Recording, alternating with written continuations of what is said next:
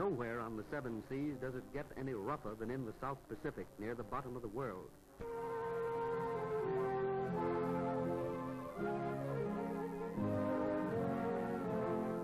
A day's run in calm water means work for all, getting ready for a year's stay or more amid the ice and snow of Little America. And it won't be long now. We're heading into pack ice already. The majestic Ross Ice Barrier heralds the end of navigation. And now for a nice cold berth alongside the ice shelf.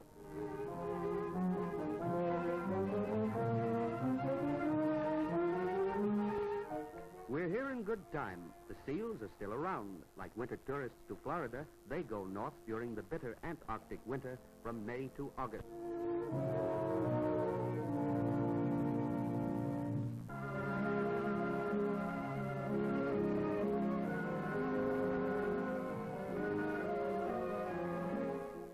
Unloading on the ice shelf is a Herculean task, especially when there are such juggernauts as this giant snowmobile to put ashore.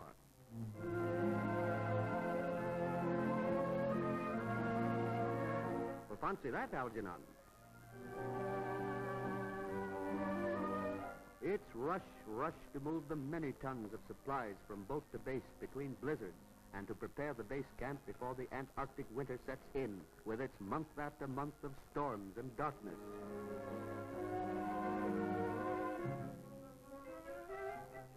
With good luck in weather, many important exploration trips can be made before the 6 months night drives the expedition underground. Daring flights into the unknown over storm-swept lands the eye of man has never seen.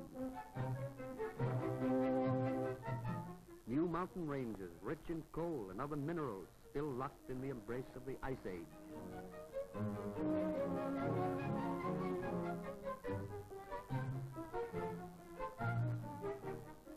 Directed by radio, dog sled parties follow the path of the speeding plane.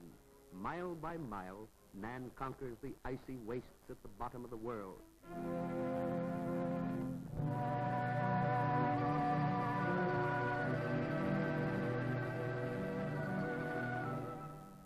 You can hear your breath freeze down here, but the worst of all is the drifting snow driven at hurricane force.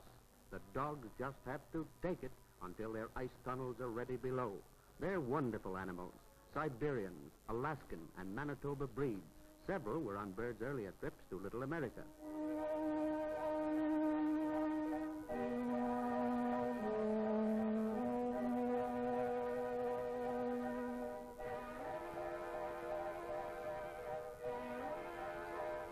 The stinging, blinding ice crystals soon cover everything, and Little America literally goes underground for the winter.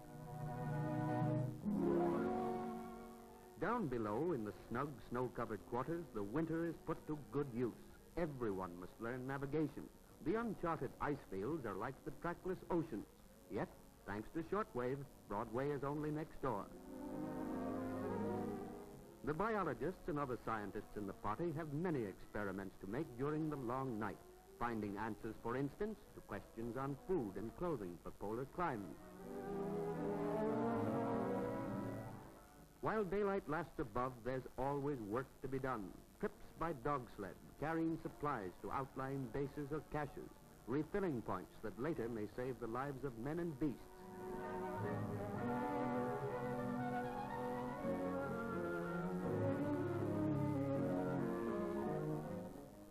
Tons of supplies line the ice tunnels that connect the buildings at Little America. Cold storage in a big way.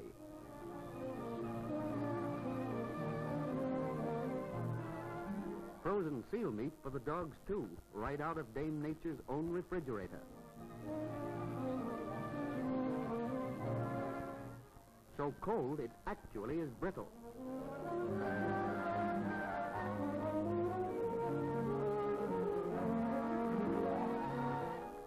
Great care is taken of the dogs. When tractors or planes freeze up or break down, the faithful huskies will save the day.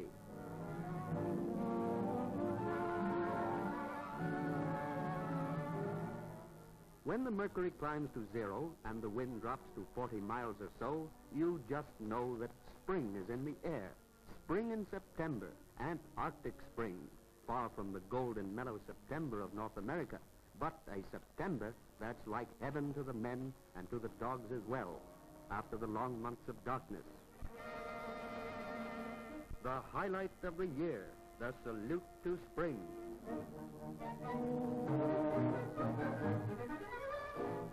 Much of the success of the United States Antarctic expedition was due to the use of gasoline-driven tractors.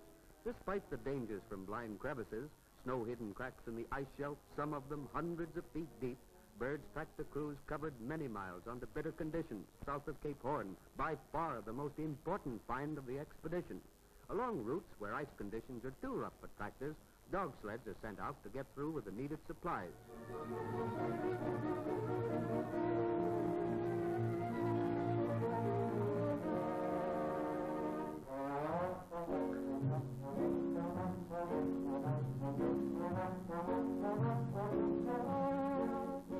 Penguins saved the lives of the East Base outpost on the Palmer Peninsula in the desperate days before departure, when penguin eggs were the principal food available in the ice-locked base.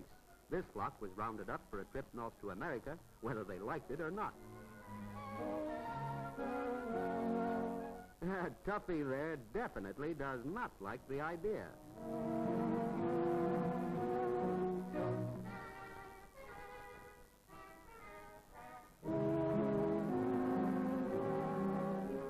You can chase a penguin into the water, but you can't make him stay there.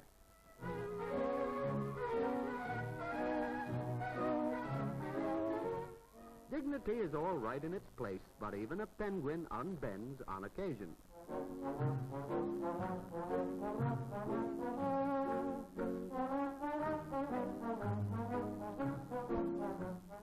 Did you see the penguins at the New York Zoo? Well, these are not the ones. This bunch later broke jail and got away.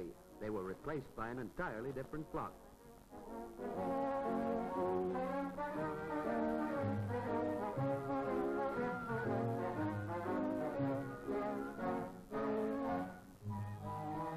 The biggest thrill of all, Homeward Bound.